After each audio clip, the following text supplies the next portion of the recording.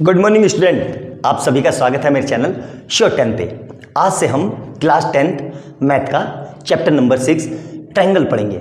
इससे पहले मैं अब तक real number, polynomial, pair of linear equation, arithmetical progression and quadratic equation बहुत अच्छे से करवा चुका हूं। अगर चैनल पर पहली बार आए हो तो उन सारी वीडियो जाके देखो, आपकी इतनी अच्छी तैयारी हो जाएगी कि आप सोच भी नहीं सकते। आपको कोई ऑनलाइन और वीडियो देखने की जरूरत ही नहीं पड़ेगी। मैंने सब तरह के और वैरायटी ऑफ क्वेश्चन करवाए हैं। 7-7, 8-8 घंटे की लॉन्ग वीडियो है। एक बार देख लो, ऐसी तैयारी हो जाएगी कि आपको दुनिया के सारे क्वेश्चन कर पाओगे। तो आज से हम ट्रायंगल पढ़ेंगे और इसको भी बिल्कुल डिटेल में खोद के पढ़ेंगे, एक एक चीज समझेंगे कि होता क्या है। ठीक है, तो ट्रायंगल में सबसे पहले देखो हम पढ़ेंगे सिमिलरिटी। ठीक है, मैं उम्मीद कर रहा हूं कि बेसिक ट्रायंगल की नॉलेज आपको होगी कि जैसे एंगल के बेस पे ट्रायंगल कितने तरह के होते हैं और साइड के बेसिस पे कितने तरह के होते हैं। ठीक है, तो वो मैं नहीं पढ़ा रहा हूं क्योंकि आप बचपन से पढ़ते आ रहे हो। ठीक है, आज से हम प्योर ट्रायंगल के बारे में डिस्कस करेंगे।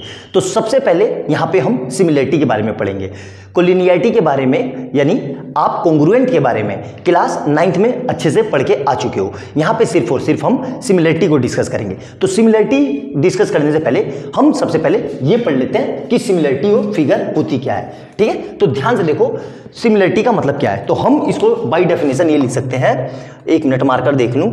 To figure are said to be similar. Two figure देखो मैंने फिगर लिखा है, ट्रायंगल नहीं, ध्यान से समझना। Two figures are said to be similar, said to be similar, ध्यान से समझना। ठीक है, इसमें ही बहुत अच्छे। Two figure are said to be similar, मतलब दो फिगर को हम बोल सकते हैं कि ये सिमिलर है कब? if they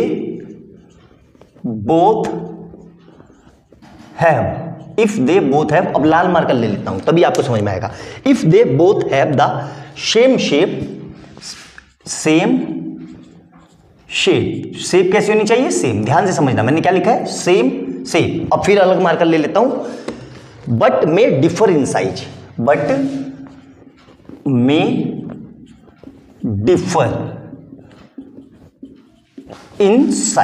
ठीक है, मतलब मे डिफर इन साइज। देखो यहां पे क्या लिखा है? मे का मतलब क्या? हो सकते हैं और नहीं भी हो सकते। आई बात समझ में? तो दो फिगर को हम सिमिलर कब बोलेंगे? Both have same shape but may differ in size. कैसे? यहां से देखो, जैसे मैंने क्या बनाया, ये मैंने बना दिया रेक्टेंगल। ठीक है, ये एक रेक्टेंगल है और इसी के साथ एक और रेक्टेंगल बना दिया। तो देखो इन दोनों की शेप एक जैसी है बिल्कुल, क्योंकि दोनों रेक्टेंगल है, लेकिन दोनों का साइज कैसा है? अलग अलग। तो इसको हम क्या बोलेंगे? Similar figure. यहां तक मेरे ख्याल से कोई समस्या नहीं होनी चाहिए। फिर एक और ऐसे ही देखो, दो ट्रायंगल बना दिए मैंने। ठीक है, और इसी जैसा एक और ट्रायंगल बना दिया छोटा सा। ये दोनों भी देखो सिमिलर है। कैसे? कि इसका शेप और इसका शेप सेम है लेकिन साइज अलग अलग है। सर्कल भी हो सकता है, देखो एक सर्कल ये बना दिया बड़ा सा और एक सर्कल ये बना दिया। क्लियर है यहां तक? तो आगे बताने की जरूरत नहीं है, मेरे ख्याल से अच्छे से आप समझ गए होंगे कि सिमिलर का मतलब क्या है। आई बात समझ में? अब इसका क्या मतलब है? Same shape and different in size. इसको अच्छे से लिखते हैं, पहले ये इरेज कर देता हूं, नोट डाउन कर लो आप। अब देखो सेम शेप का क्या मतलब होता है? सेम शेप का मतलब क्या होगा? Angle of one figure are equal to corresponding. वहां पे क्या लिखा है? कोरस्पॉन्डिंग। अभी कोरस्पॉन्डिंग का मतलब भी बताऊंगा। ठीक है, हर चीज को ध्यान से समझेंगे कि angles of one figure are equal to corresponding sides of the other figure each to it. Sides नहीं होगा, यहां पे एंगल होगा। कोरस्पॉन्डिंग एंगल कर लो यहां पे, कोरस्पॉन्डिंग एंगल्स। ठीक है, corresponding angles of the other figure each to each. आई बात समझ में? क्लियर है यहां पर? मेरे ख्याल से कोई समस्या नहीं होनी चाहिए कि angles of one figure are corresponding. यहां पे क्या लिखा हुआ है? कोरस्पॉन्डिंग। ये कोरस्पॉन्डिंग क्या है इसको भी अभी अच्छे से समझाऊंगा कि कोरस्पॉन्डिंग का क्या मतलब है। ठीक है, angles to the other figure each to each. और सेम साइज का क्या मतलब है? Size of one figure are equal to corresponding sides of other figures. आई बात समझ में? साइज लिख लो या साइड लिख लो, एक ही बात है। मेरे ख्याल से समझ में आ गया होगा। तो यहां पे साइज की जगह साइड लिख लो आप, ज्यादा अच्छा लगेगा। ठीक है, कि sides of one figure are equal to corresponding sides of other figure. नीचे का दिख नहीं रहा होगा तो अभी दिख जाएगा, ये देखो ए दिख गया यहां पे अच्छे से। क्या लिखा हुआ है? Sides of one figure are equal to corresponding sides of other figure. Clear है यहां तक? मेरे ख्याल से कोई समस्या नहीं होनी चाहिए, अच्छे से दिख गया होगा। मैं आपको कैमरे को थोड़ा सही कर देता हूं, ये लो, ठीक है, दिख गया यहां तक अच्छे से, सारा लिखा हुआ समझ में आ गया होगा। अब एक एक पॉइंट अच्छे से नोट डाउन करना और अब हम कोरस्पॉन्डिंग का मतलब समझेंगे, ठीक है। इतना मैं मिटा देता हूं और नोट डाउन कर लो। अब देखो, सिमिलर फिगर समझ लिया हमने क्या होता है, सिमिलर शेप क्या होता है वो समझ लिया, सिमिलर साइज क्या होता है वो समझ लिया। अब हम पढ़ेंगे सिमिलर ट्रायंगल क्या होते हैं। ध्यान से देखना, इसमें दो टर्म्स आए हैं बहुत अच्छे। Two triangle are said to be similar if their corresponding angles are equal. क्या मतलब है? कोरस्पॉन्डिंग एंगल्स आर इक्वल, मतलब इक्वल होनी चाहिए, and corresponding sides are proportional. Sir ये प्रोपोर्शनल का क्या मतलब है? बिल्कुल बताता हूं। हमने 8th में, 7th में, 6th में रेशियो एंड प्रोपोर्शनल पढ़ा था, तो उसका ये मतलब है कि प्रोपोर्शनल का क्या मतलब है, ठीक है। प्रोपोर्शनल का मतलब क्या है? जैसे यहां देखो, जैसे मैंने ये लिखा 2/4, ठीक है, तो इसको काट के क्या मैं लिख सकता हूं? 1/2 कट गया। और इसी तरीके से मैंने लिखा 4/8, तो इसको काट के क्या लिख सकता हूं? 1/2। उसी तरीके से मैंने लिखा 8/16, इसको क्या लिख सकता हूं? 1/2। मतलब ये तीनों आपस में कैसे हैं? इक्वल। इक्वल है तो इसको क्या बोल देंगे? प्रोपोर्शनल। मतलब इसको अल्टीमेट क्या लिख सकता हूं मैं? 2/4 इक्वल टू 4/8 इक्वल टू 8/16। मतलब ये क्या है? ये रेशियो में भी है और प्रोपोर्शनल में इक्वल है। आई बात समझ में? ये होता है प्रोपोर्शनल का मतलब। अच्छे से समझ में आ गया मेरे ख्याल से। कोई ये पॉइंट नोट डाउन कर लेना जो आराम से। 1 मिनट रुक जाओ। हाँ चला गया, वो कोई बोल रहा था माइक पे, ठीक है। प्रोपोर्शनल का मतलब समझ में आ गया होगा। अब देखो, अब मैं यहां पे ये बता रहा हूं कि दो ट्रायंगल को हम कब बोलेंगे कि वो सिमिलर हैं, कि जब उनके कोरस्पॉन्डिंग एंगल इक्वल हो and corresponding sides are proportional में हो। जैसे कैसे? एग्जांपल से देखो, एग्जांपल से मैं समझाता हूं आपको फिगर बना के।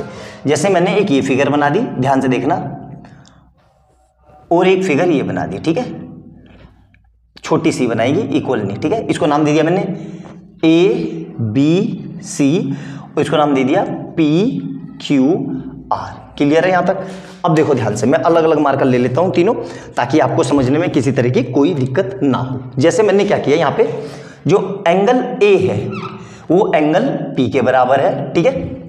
अलग अलग मार्कर से समझा रहा हूं। एंगल B है, देखो 2 बार बना दिया, वो एंगल Q के बराबर होना चाहिए, ठीक है। और एंगल जो C है, एंगल C, इस पे 3 बार ऐसे बना दिया। जो एंगल C है वो एंगल R के बराबर होना चाहिए। आई बात समझ में?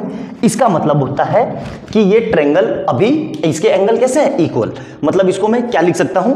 ये कोरस्पॉन्डिंग। कोरस्पॉन्डिंग मतलब साथ वाले। कोरस्पॉन्डिंग का मतलब होता है साथ वाले, मतलब संगत। तो मैं ये लिख सकता हूं एंगल A इक्वल टू जो है वो एंगल P के बराबर है, एंगल B जो है वो एंगल Q के बराबर है, और एंगल C जो है वो एंगल R के बराबर है। यहां तक समझ में आया? ये तो था साइड एंगल का। अब साइड को मैं क्या लिख सकता हूं? ध्यान से देखो, जैसे ध्यान से समझना, A लिखा है तो A के सामने कौन सी साइड है? देखो ध्यान से, अच्छे से समझना, A के सामने कौन सी साइड है? BC। तो इसको बोलेंगे कोरस्पॉन्डिंग। मतलब क्या लिख रहा हूं? ध्यान से समझना, A के सामने जो साइड हो वो हो जाएगी BC, और इसी को कोरस्पॉन्डिंग साइड्स बोलेंगे। तो यहां से क्या आ जाएगा? BC, और ये यहां पे P के सामने कौन सी साइड है? QR, मतलब QR। तो ये रेशियो में क्या होंगे? ये बराबर होंगे। इसी को बोलते हैं प्रोपोर्शनल। मतलब BC/QR, और यहां से क्या आएगा? Angle B। एंगल B के सामने देखो, अब इसके सामने कौन सी साइड है? ये वाली AC। तो मतलब AC, और Q के सामने कौन सी है? PR, ठीक है। तो ये बोलेंगे कोरस्पॉन्डिंग साइड्स। और उसी तरीके से एंगल C के सामने कौन सी साइड है? यहां देखो AB अपॉन C के, वो क्या बचा? R के सामने कौन सी साइड है? यहां देखो PR। मतलब ये तीनों भी आपस में क्या होगी? इक्वल। इसी को बोलेंगे प्रोपोर्शनल। आई बात समझ में? अब इसको थोड़ा रीअरेंज करके अच्छे से लिख देते हैं। अच्छे से कैसे? मतलब AB अपॉन PR, एक ऑर्डर में AB के बाद BC, तो क्या आएगा? BC upon QR is equal to, फिर क्या आएगा? AC या AC इक्वल टू RP।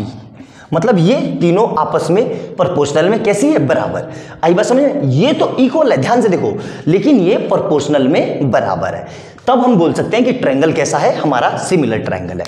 मेरे ख्याल से बहुत अच्छे से फुल डिटेल में मैंने आपको समझाने की कोशिश की है कि कोरस्पोंडिंग एंगल क्या होता है और कोरस्पोंडिंग साइड का क्या मतलब होता है। अच्छे से समझ में आ गया होगा, नोट डाउन कर लो, एक एक पॉइंट हम अच्छे से समझते हैं, इसको नोट डाउन कर लो ताकि इरेज कर सकूं और आगे बता सकूं। नोट डाउन करो, अगला देखते हैं, ठीक है।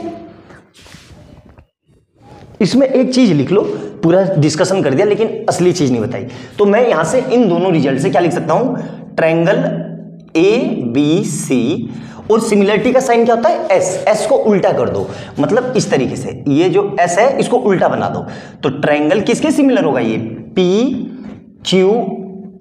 अब यहां पे एक ऑर्डर ध्यान रखना, क्या, देखो मैं फिर से समझाता हूं, वरना आप लिख दोगे आपको लगेगा सही है लेकिन वो सही नहीं होगा। यहां पे एंगल A है तो A के साथ कौन सी साइड है, P, तो क्या पे भी शुरू में A है तो यहां पे क्या है, P। क्लियर है, ऐसे लिखा हुआ है, बिल्कुल लिखा हुआ है। यहां पे कितना लिखा फिर मैंने, दूसरे में B, तो B के साथ कौन सा एंगल है, Q, तो क्या B जहां पे लिखा है उसके बीचों बीच Q लिखा हुआ है, बिल्कुल लिखा हुआ है, ठीक है। और उसी तरीके से एंगल C है, C किसके इक्वल है, R, मतलब एंड में लिखा है मैंने C को, तो क्या उसी तरीके से R भी एंड में, बिल्कुल है। मतलब यहां देखो ये तीनों भी ऑर्डर में इक्वल होने चाहिए, तभी हम सिमिलरिटी प्रूव बोल सकते हैं। इसको मैं ये नहीं लिख सकता कि ऐसे, देखो triangle ABC similar to triangle PRQ, गलत है ये, या ऐसे भी एंगल PQR तो लिख लिया, यानी RQP, ये भी नहीं लिख सकता, ये तरीका भी गलत है। आई बात समझ में, अच्छे से देखो, रिप्रेजेंटेशन सही होना बहुत जरूरी है। आपके अनुसार सही हो जरूरी नहीं है कि सही है, आपने उसको कितना अच्छे से सही से पढ़ा है और कितने अच्छे से अप्लाई किया है, ये मैटर करता है बोर्ड के एग्जाम में। अच्छे से समझ में आया तो ध्यान रखना, जो एंगल लिया है उसी के साथ हमें दूसरा ट्रायंगल भी लिखना चाहिए। आया समझ में, नोट डाउन कर लो, आगे का पॉइंट पढ़ते हैं, इसमें क्या क्या रहा है, ठीक है, नोट डाउन करो जल्दी से। अब देखो, अब हम अच्छे से समझेंगे कोरस्पोंडिंग साइड्स क्या होती है और कोरस्पोंडिंग एंगल्स क्या होता है। हालांकि एक बार मैं बता चुका हूं वीडियो में, लेकिन फिर अब और ज्यादा डिटेल में बताता हूं, ठीक है। तो जैसे मैंने दो ट्रायंगल बना लिए, ठीक है, जैसे ये बना लिया एक ट्रायंगल ABC और एक ट्रायंगल ये बना लिया PQR, ठीक है, PQR, ये दो ट्रायंगल बना लिए मैंने, ठीक है। अब ध्यान से देखना, बहुत अच्छे से समझना मैं आपको क्या समझाना चाह रहा हूं, देखो ध्यान से। जैसे ये एंगल है, एंगल A किसके बराबर होगा, एंगल P के, ठीक है।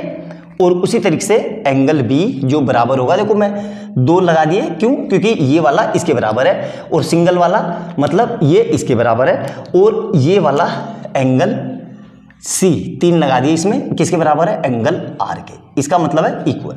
आई बात समझ में। अब इसको मैं क्या लिख सकता हूं, ध्यान से देखो, ध्यान से समझना, मतलब हमें क्या दिया हुआ है, एंगल A जो है वो इक्वल है एंगल P के, ठीक है। क्लियर है यहां तक, ये एंगल किस टर्म्स में है, ध्यान से समझना। जब एंगल इक्वल दिए हैं तो कोरस्पोंडिंग साइड्स कैसे लिखते हैं, समझना ध्यान से। A किसके बराबर है, P के, तो A के सामने कौन सी कोरस्पोंडिंग साइड होगी, BC, मतलब जो BC बराबर होगी वो किसके बराबर होगी, QR के, मतलब QR के, ठीक है। मतलब इसको क्या लिख सकता हूं मैं, इसको अपॉन में भेज दिया, फिर से देखो ध्यान से, इसको मिटा के मैं ये लिख सकता हूं, जो BC है वो अपॉन में किसके इक्वल होगी, QR के, ठीक है।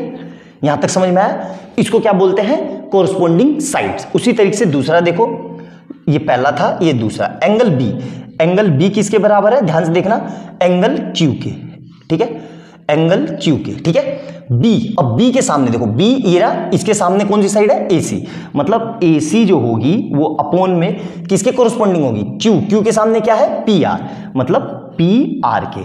उसी तरीके से तीसरा देखो, तीसरा क्या होगा, एंगल C जो है, एंगल C जो है वो किसके इक्वल होगा, एंगल R के।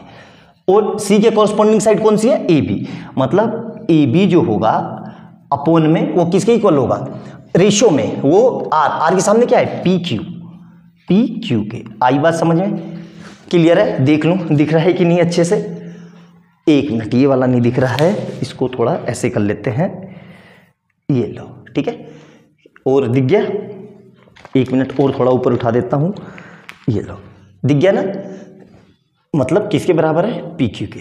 क्लियर है यहां तक, मेरे ख्याल से समझ में आ गया होगा। कोई समस्या नहीं होनी चाहिए। क्लियर है यहाँ तक? अब कोरस्पोंडिंग साइड्स और कोरस्पोंडिंग एंगल। एंगल का क्या मतलब है, ध्यान से देखो, अच्छे से समझते हैं क्या कह रहा है। ठीक है, देखो ध्यान से। ठीक है, यहाँ पे ये साइड्स थी, ये अब देखो, अब जैसे मैंने ये बना लिए, ठीक है, यहाँ 2 ट्रायंगल बना लिए। ठीक है, फिर से नाम दे दिया ABC और यहाँ पे नाम दे दिया PQR। क्लियर है यहाँ तक? अब देखो ध्यान से, मार्कर उठा लेता हूँ अलग अलग ताकि आपको समझ में आ जाए अच्छे से। ठीक है, ये नीला, लाल और ये। ठीक है, अब देखना ध्यान से समझना। अब मैं क्या लिख रहा हूँ, अब मैं यहाँ पे जैसे ये वाला, ये किसके इक्वल है, इसके। ठीक है, ध्यान से समझना, अच्छे से समझना। मतलब AB जो है वो किसके इक्वल है, QR के। यहाँ तक क्लियर है? जो हमारा B है ना, वो हमारे किसके इक्वल है, ध्यान से देखो, जो ये है, ये वाला, ये है इसके इक्वल। ठीक है, और तीसरा देखो ये बच गया, ये वाला हमारा, ये 3 लगा, ये किसके इक्वल है, इसके। ये हमें गिवन है। ठीक है, तो अब इसके कोरस्पोंडिंग साइड्स जब इक्वल होगी तो कोरस्पोंडिंग एंगल कैसे लिखेंगे, ध्यान से समझो अच्छे से। तो मैं क्या लिख सकता हूं, ध्यान से देखो, जो यहां ध्यान से समझना बेटा। ठीक है, AB, मैं क्या लिख सकता हूं, AB जो है वो किसके प्रोपोर्शनल में है, किसके, AB। देखो AB ये रहा, AB के साथ क्या है, QR। ठीक है, QR। ठीक है, उसी तरीके से ध्यान से समझना है ना, बहुत अच्छे से। BC जो है, BC ये रहा, BC किसके प्रोपोर्शनल में, किसके इक्वल है, PR के। ठीक है, इक्वल टू, ध्यान से देखो, AC जो है वो प्रोपोर्शनल में किसके इक्वल है, PQ के, क्योंकि ये मुझे गिवन है। यहां तक कोई समस्या, मेरे ख्याल से कोई समस्या नहीं होनी चाहिए।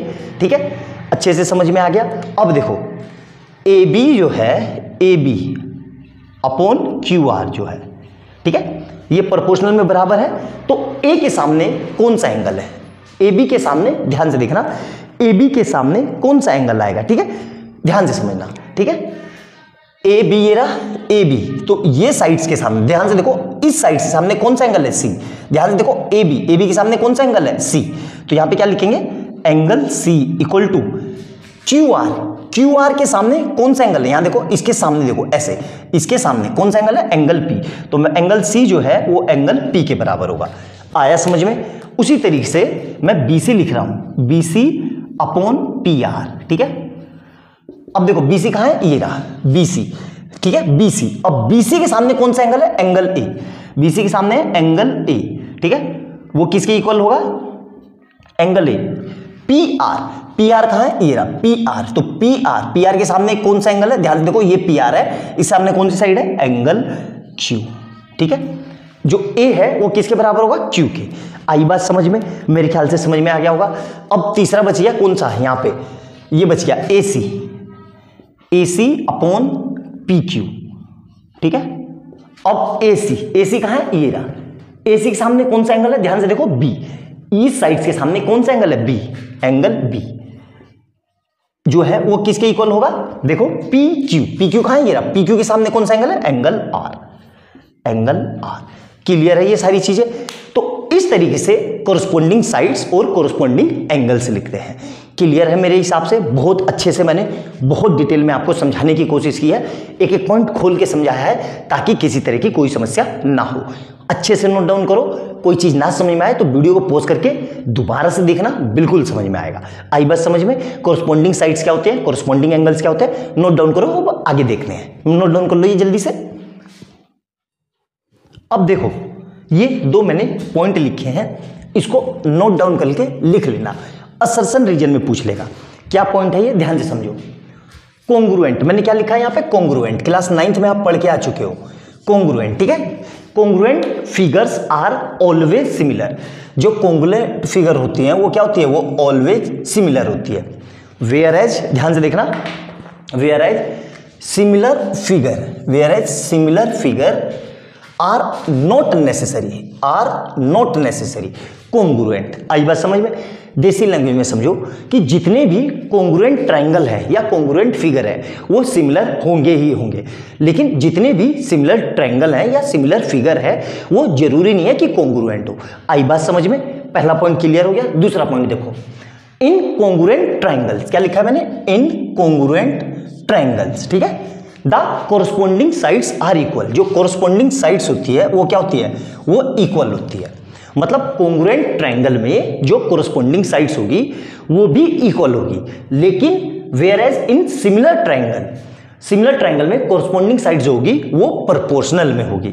आई बात समझ में, क्लियर है अच्छे से, कैसे, ध्यान से समझो। देख से ये देखो मैंने ये लिखा, दो ट्राइंगल बना दिए, ठीक है, ए बी सी, और यहां लिख दिया डी ई एफ, ठीक है।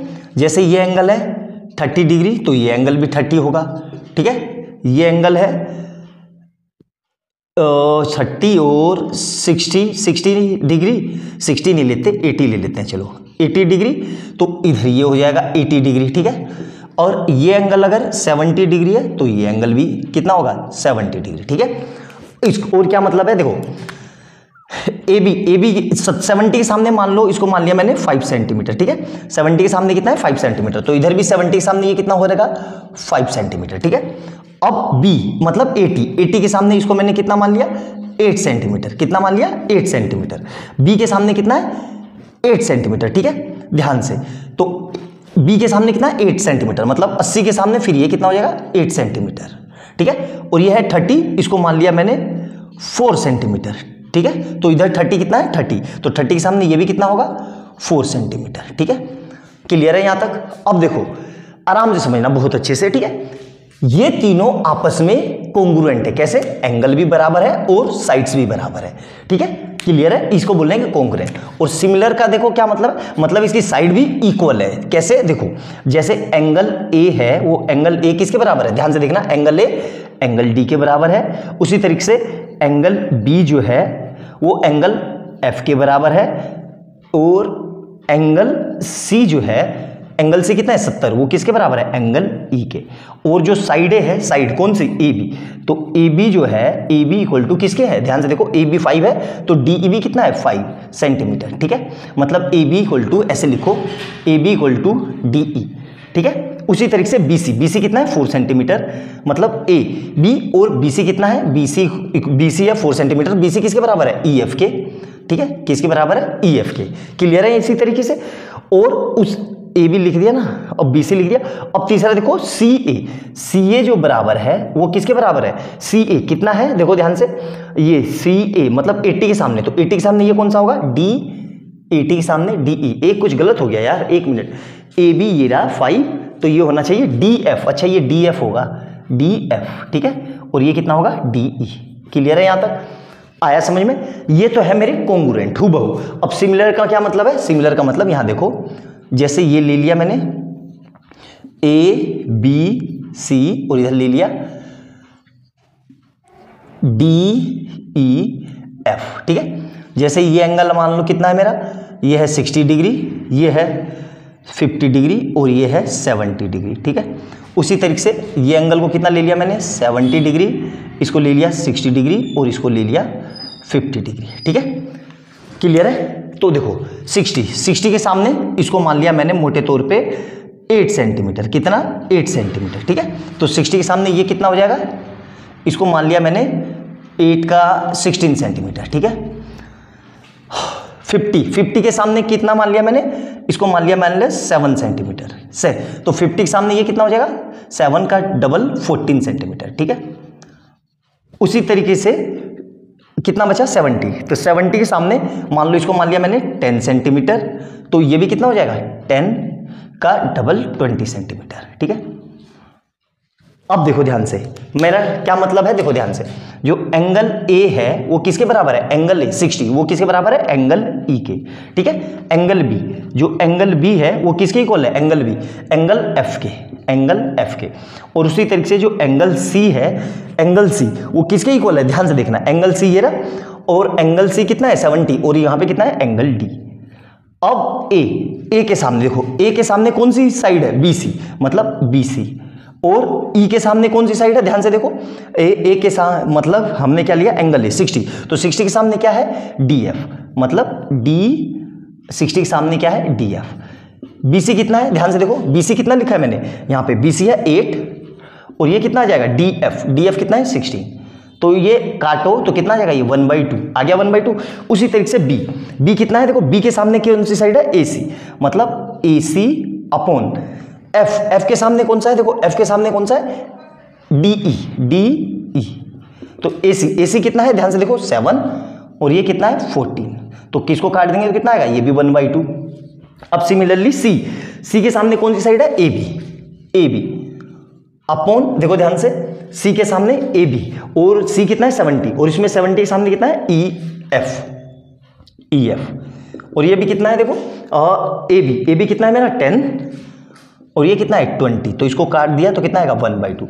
तो देखो ये तीनों प्रोपोर्शनल में बराबर आ रहे हैं लेकिन ये आपस में बराबर आ रहे हैं, तो ये कोंग्रुएंट होगा और ये सिमिलर होगा। आई बात समझ में? बहुत अच्छे से पूरी डिटेल में मैंने आपको एक एक पॉइंट समझाने की कोशिश की है, ये जस्ट एग्जांपल था। अब अच्छे से हम समझेंगे कि सिमिलरिटी हम कितने तरीके से प्रूव कर सकते हैं, क्या क्या रूल है, और फिर उसके बाद हम बीपीटी थ्योरम पढ़ेंगे जो इस पूरे चैप्टर की ब्रेथ है। ब्रेथ मतलब सांस, जिंदा रहने के लिए सबसे जरूरी चीज सांस होती है, तो ये इस पूरे चैप्टर की सांस है। आई बात समझ में? तो अच्छे से पूरी इस लेक्चर को देखना, एक एक पॉइंट समझ के लिखना। सेकंड लेक्चर में पूरे अच्छे से मैं आपको सिमिलरिटी कैसे प्रूफ करते हैं और बीपीटी थ्योरम क्या है उसको समझाऊंगा। तब तक के लिए खुश रहिए, स्वस्थ रहिए, और वीडियो अच्छी लगे तो लाइक एंड सब्सक्राइब करना और बेल आइकन दबाना, ताकि जैसे मैं कोई नई वीडियो डालूं उसका नोटिफिकेशन आपको तुरंत मिल जाए। और जो लोग चैनल पर पहली बार आए हैं तो इससे पहले पुरानी वीडियो भी जाके देखो, आपकी तैयारी बहुत अच्छी हो जाएगी। मिलते हैं अगली वीडियो में, बाय बाय दोस्तों।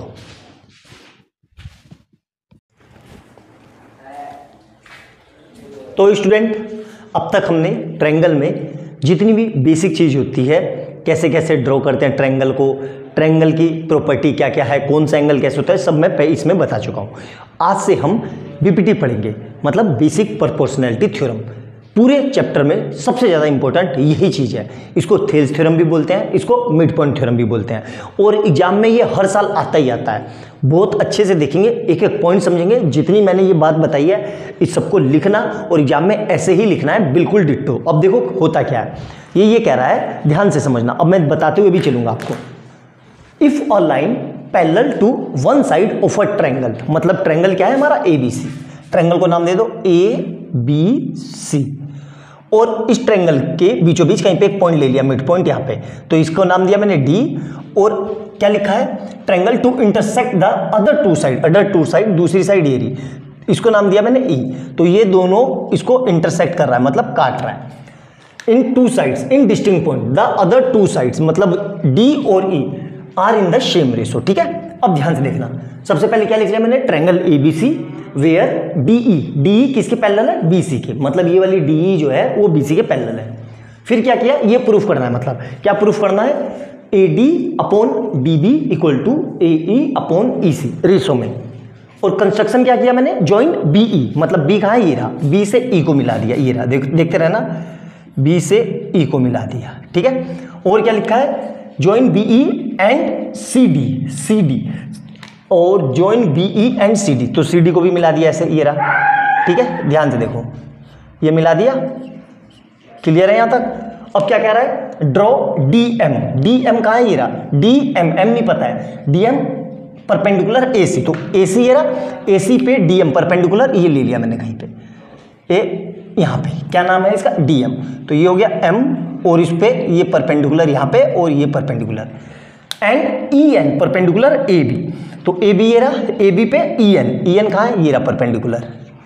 ठीक है, यहाँ पे N हो गया। ठीक है, ये 90 डिग्री और ये 90 डिग्री, क्लियर है यहाँ तक, सारे 90 है, समझ में आया अच्छे से। बहुत अच्छे से फिगर को बनाना, फिगर का ही पूरा खेल है।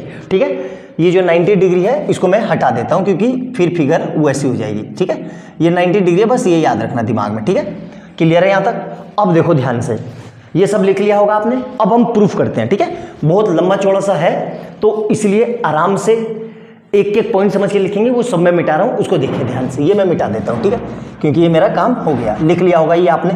ठीक है, अब देखो ध्यान से करेंगे कैसे, अच्छे से समझना, बहुत अच्छे से। ठीक है, ये देखो।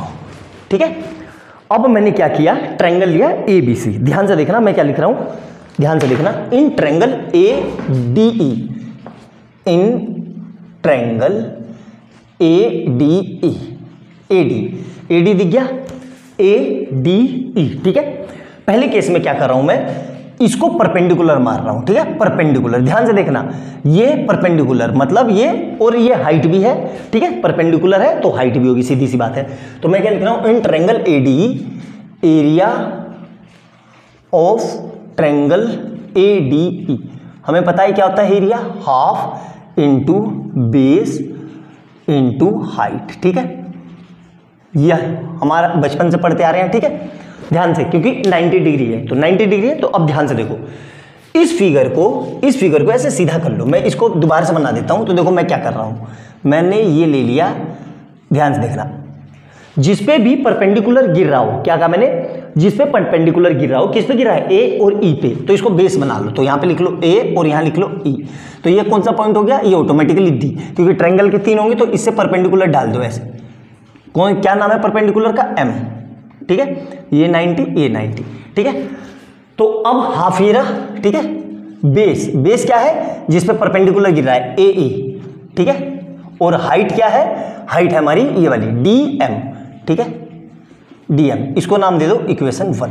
क्लियर है यहां तक, मेरे ख्याल से कोई समस्या नहीं होनी चाहिए, ठीक है। अभी केस में मैं क्या कर रहा हूं, मैं सिर्फ इस वाले हिस्से को ले रहा हूं, मतलब इधर जो ये दोनों परपेंडिकुलर ना, इस वाले, एक ये परपेंडिकुलर इस छोटे ट्रायंगल के लिए भी है, ADE के लिए, और ABC के लिए भी यही परपेंडिकुलर है, और परपेंडिकुलर है और एल्टीट्यूड है। यहां तक समझ में आया अच्छे से, इतना नोट डाउन करो, फिर आगे बताता हूं।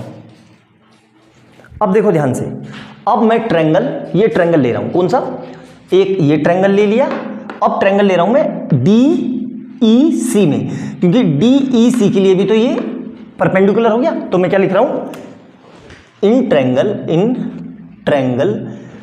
DEC, क्या लिख रहा हूं, एरिया ऑफ ट्रायंगल DEC, ठीक है, ये भी वही होगा, हाफ बेस इंटू हाइट। अब मैं बार बार ये लिख नहीं रहा हूं, यहां पे डायरेक्ट लिख रहा हूं, हाफ इंटू, देखो अब इसमें ध्यान से देखना, DEC, तो EC अभी बताया था मैंने, किस पे परपेंडिकुलर गिरा है, EC पे, तो EC को बेस बना लो ऐसे, ठीक है, यहां पे देखो ध्यान से, तो EC को यहां पे E और C को बेस बना लो, ठीक है, और ये हो गया D।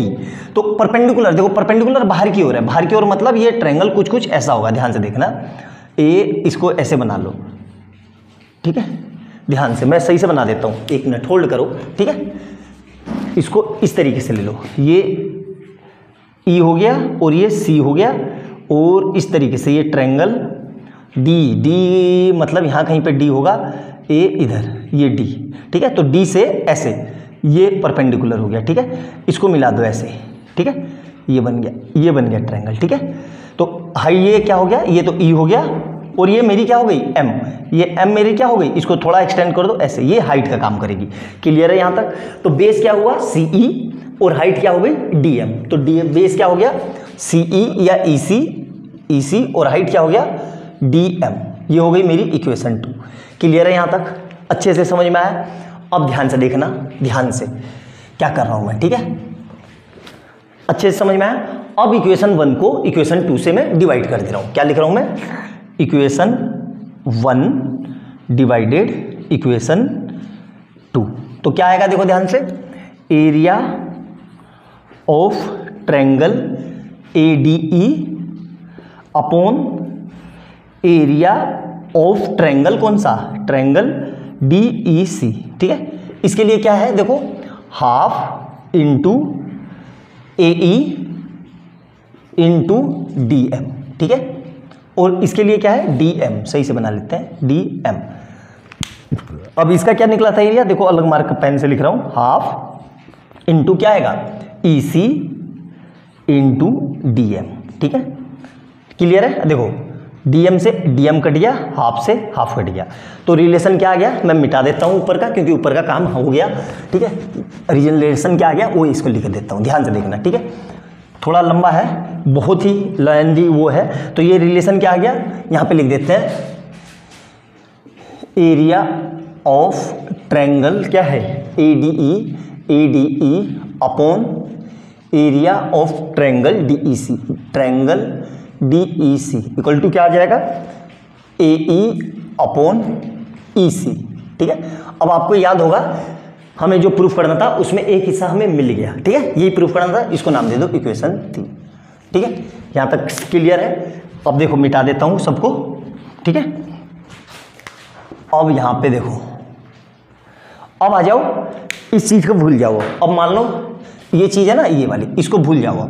अब हाइट क्या हो गई मेरी, ई एन। अब मैं ई एन को हाइट लेके काम करूंगा, ठीक है। तो सेम वही चीज़ इन ट्रायंगल ए बी सी, ध्यान से देखना, in triangle A D E, area of triangle A D E equal to half. देखो वही चीज, बेस इंटू हाइट।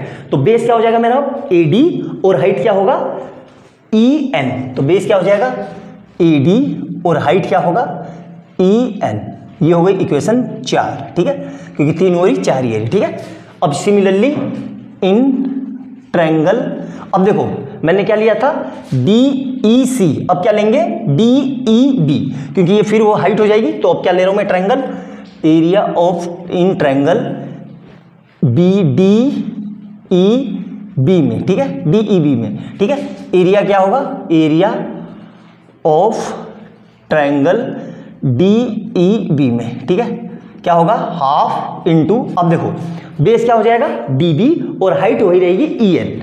आई बात समझ में। तो डी बी और हाइट क्या होगी, ई एन, ठीक है, ई एन। ये हो गई मेरी इक्वेशन 5। क्लियर है यहाँ तक। अब फिर वही काम इसमें करेंगे, क्या, इक्वेशन 4 डिवाइडेड बाई इक्वेशन 5, ठीक है, दोनों को डिवाइड कर देते हैं। तो क्या आएगा, ध्यान से देखना, area of triangle, area of triangle कौन सा, A D E upon area of triangle कौन सा, D E B, triangle D E B, ठीक है।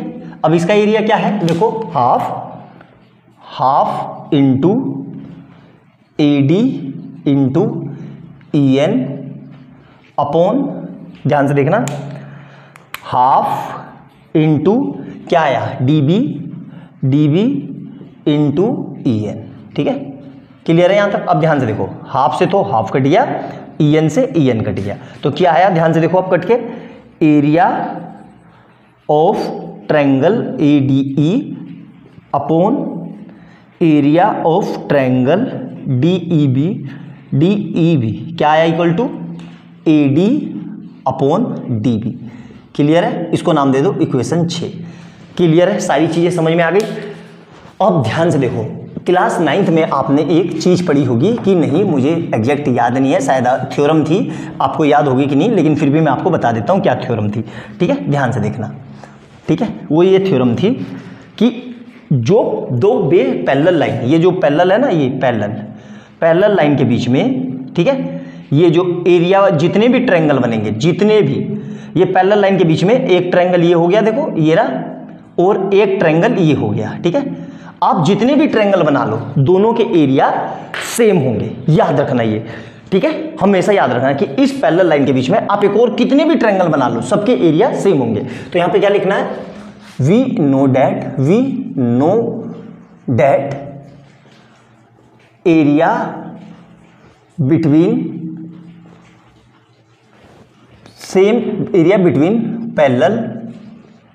पैरेलल लाइन्स आर इक्वल, ठीक है। मतलब एरिया क्या होता है, इक्वल। तो मतलब जो ट्रायंगल है, मैं क्या लिख रहा हूं, area of triangle D E B जो होगा वो एरिया ऑफ ट्रायंगल किसके बराबर होगा, बी ई सी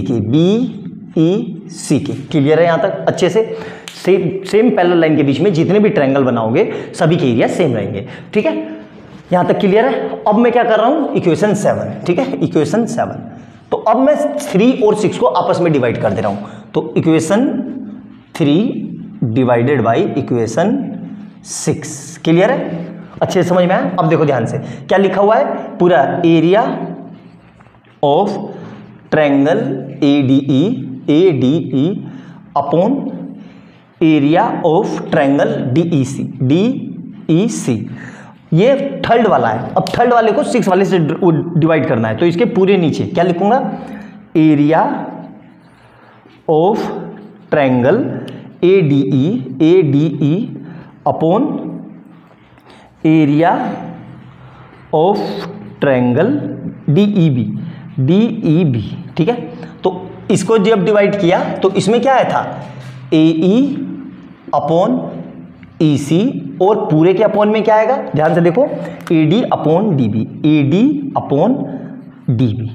क्लियर है, यहां तक समझ में आया। ये डिवाइड कर दिया, अब डिवाइड कर दिया तो खेल देखो भाई, यहां पे देखो DEB और ADC ये दोनों आपस में कट जाएंगे क्योंकि दोनों बराबर है, तो बराबर है तो DEC की जगह वो D है यार, ये D है, ये BEC और BEC, एक मिनट कुछ गड़बड़ हो गई, ये DEB लिया और CDE लिया, तो ये CDE है, CDE, हाँ ठीक तो है, CDE, हाँ ठीक तो है, CDE, यहाँ पे ये गलत हो गया ना, BEC और CED, ये गलत हो गया, DEB और DCE, तो क्या हो गया, ये D होगा यहाँ पे, DCE, सही कर लो, ठीक है, सही कर लो ये, ठीक है। तो यहाँ पे देखो DEC की जगह मैं DEB लिख सकता हूँ क्योंकि बराबर है, तो इससे ये कट गया, ठीक है, ये कट गया ना, और ये दोनों भी आपस में कैसे हैं, बराबर है, मतलब इक्वली है, तो इससे ये कट गया, तो यहाँ पे क्या बचा,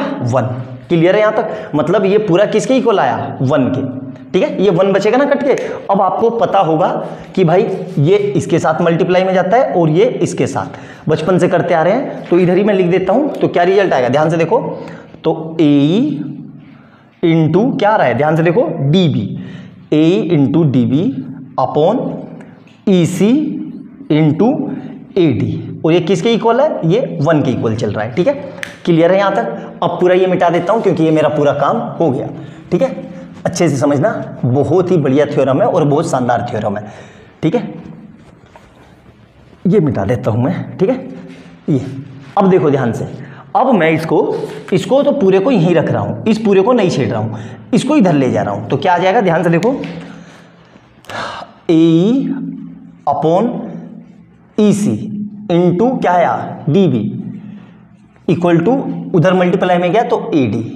अब इस पूरे को यहां पे इसके नीचे भेज देता हूं, तो क्या आएगा, AE upon EC equal to AD upon DB। यही हमें प्रूफ करना था, ध्यान से देखो, यही हमें प्रूफ करना था, AD अपॉन, देखो ध्यान से, AD upon DB equal to AE upon EC, तो यहां पे क्या लिख देंगे, हैंस प्रूफ, ठीक है। लेकिन अभी ये पूरा नहीं हुआ, इसमें और भी कुछ प्रॉपर्टी है जो मैं आपको लिखवा रहा हूं, आप अच्छे से लिख लो और समझ लो, इसमें और भी कुछ प्रॉपर्टी है। क्या प्रॉपर्टी है, ध्यान से देखो, अब मैं क्या कर रहा हूं, देखो, एडिंग +1 बोथ साइड, ठीक है, दोनों साइड में +1 ऐड कर रहा हूं, तो ये क्या हो जाएगा, AE upon EC +1 equal to क्या हो जाएगा, AD plus AB upon DB +1, ठीक है।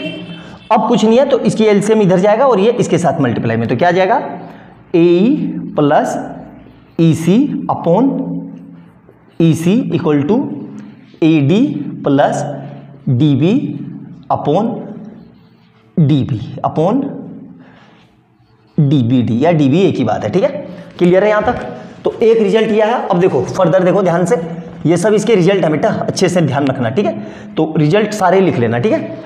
अब यहां से AE plus AE plus EC को मैं क्या लिख सकता हूं, पूरा AC लिख सकता हूं, AC अपॉन EC तो ऐसे ही रहा, इक्वल टू, और क्या लिख सकता हूं, AD प्लस DB को क्या लिख सकता हूं, AB अपॉन AB अपॉन क्या लिख सकता हूं, एक मिनट हो गया, AB अपॉन में क्या लिख सकता हूं, DB, ठीक है। तो ये भी एक रिजल्ट है, याद रखना। तो एक रिजल्ट ये आ गया, एक रिजल्ट क्या आया था हमारा, AD upon DB equal to AE upon EC, ठीक है। एक रिजल्ट ये आया था, और एक रिजल्ट और होता है इसी में। क्या रिजल्ट होता है, ध्यान से रखना, ये तीनों जैसे AD अपॉन DB है, ये किसके बराबर होगा, AE अपॉन EC के, और यही बराबर होगा किसके, DE अपॉन BC के। क्लियर है यहाँ तक? अच्छे से समझ में आया? क्लियर है? एक एक पॉइंट नोट डाउन करके लिखो, बहुत ही जानदार और बहुत समझदार रिलेशन है ये। तो बीपीटी के ये सारे रिजल्ट है, इसको बहुत अच्छे से कहीं पे कॉपी पेन बना के नोट डाउन कर लेना, ये हर जगह कहीं ना कहीं यूज आते हैं। तो पूरी इतनी लंबी चौड़ी ये थ्योरम थी। मेरे ख्याल से अब आपको अच्छे से समझ में आ गई होगी। बहुत ही अच्छी और बहुत ज़्यादा पूछी जाने वाली थ्योरम है। मैंने पूरी कोशिश की है कि आसान भाषा में कैसे आपको समझा सकूं। वीडियो को पूरी देखना, ऐसा हो नहीं सकता कि समझ में ना आए। अब इस पे बेस हम आने वाले 2 लेक्चर में जितने भी तरह के क्वेश्चन है सारे कवर करेंगे। आई बात समझ में? तो नोट डाउन कर लेना अच्छे से, और वीडियो अच्छी लगे तो लाइक एंड सब्सक्राइब कर लेना और बेल आइकन दबा लेना कि जैसे मैं कोई नई वीडियो डालूं उसका नोटिफिकेशन आपको तुरंत मिल जाए। बाय बाय दोस्तों।